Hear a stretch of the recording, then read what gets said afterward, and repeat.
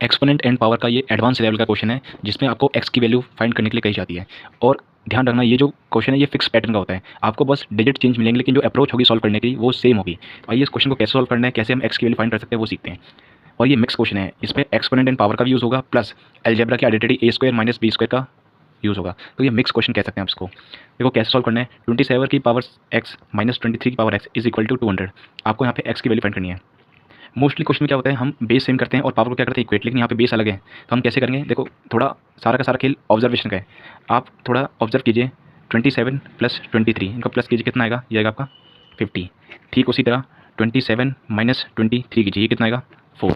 क्या हम 50 इंटू 4 करके 200 ला सकते हैं? जी हाँ, ठीक है।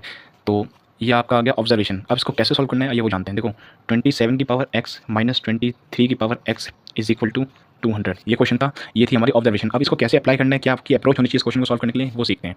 देखो 27 की पावर एक्स माइनस 23 की पावर एक्स, क्या हम 200 को लिख सकते हैं 50 इंटू 4? ऑब्वियसली लिख सकते हैं। तो हम क्या लिखेंगे, 200 की जगह 50 इंटू 4, ठीक है। और अभी हमने थोड़ी देर पहले पढ़ा था कि 27 प्लस 23 कितना होता है 50, और 27 माइनस 23 कितना होता है 4। तो क्या हम इसको ऐसे लिख सकते हैं, 27 की पावर एक्स माइनस 23 की power x is equal to 50 को हम लिख सकते हैं 27 प्लस 3 इंटू, क्या हम 4 को लिख सकते हैं 27 माइनस 23, 27 प्लस 23 इंटू 27 माइनस 23। तो आपने अलजेब्रा में एक आइडेंटिटी पढ़ी होगी, ए plus b a minus B, इसकी वैल्यू होती है ए स्क्वायर माइनस बी स्क्वायर। तो क्या ये रिलेट कर पा रहे हो आप इसको, ए प्लस बी इंटू ए माइनस बी? तो क्या हम इसको लिख सकते हैं ए स्क्वायर माइनस बी स्क्वायर, कहने का मतलब 27 का स्क्वायर माइनस 23 का स्क्वायर। तो इसको हम आगे सॉल्व करेंगे तो ये आपका बनेगा 27 की पावर एक्स माइनस 23 की power x is equal to a plus b a minus b, ये होता है आपका a square minus b square. यहाँ पे ए की वैल्यू आपकी 27 का स्क्वायर माइनस बी की वैल्यू है 23 का स्क्वायर। तो आपका क्वेश्चन सॉल्व हो गया। देखो यहाँ पर भी बेस सेम है 27 23, यहाँ पर भी बेस सेम है और पावर क्या होंगी, इक्वेट होती है। एक्सपोनेंट इन पावर का रूल कहता है अगर बेस सेम है तो पावर क्या होंगी, इक्वेट। देखो बेस सेम है दोनों जगह तो पावर क्या होंगी, इक्वेट हो जाएंगी। तो एक्स की रियल वैल्यू कितनी आएगी 2।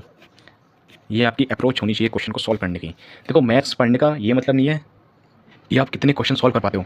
मैथ्स पढ़ने का मतलब है ये आपकी थिंकिंग कैपेसिटी को डेवलप करता है। आप जितना ज़्यादा मैथ्स को सॉल्व करोगे उतना आपका माइंड शार्प होगा, उतनी आपकी मेमोरी स्ट्रांग होगी। तो मैथ्स को डीपली एनालाइज करना बहुत ज़रूरी है। इसीलिए कहा जाता है कि मैथ्स में प्रैक्टिस मैंडेटरी है, क्योंकि इंग्लिश में कहावत है, there is a code in English, the practice makes the man perfect. जितनी ज़्यादा आप मैथ्स की प्रैक्टिस करोगे उतनी ज़्यादा आपका माइंड शार्प होगा, माइंड डेवलप होगा, सोचने की क्षमता आपकी इंक्रीज़ होगी और आप क्वेश्चंस को ईजिली टैकल कर पाओगे। और एक बात मैं बताना चाहूँगा, बीइंग अ मैथ्स टीचर, अगर आपकी मैथ स्ट्रॉन्ग है तो मैथ के साथ साथ आप साइंस ईजिली कवर कर लोगे। साइंस में फिजिक्स केमिस्ट्री बायो सब कुछ ईजिली पढ़ लोगे, क्योंकि आपकी मेमोरी शार्प हो जाएगी मैथ सॉल्व करने से।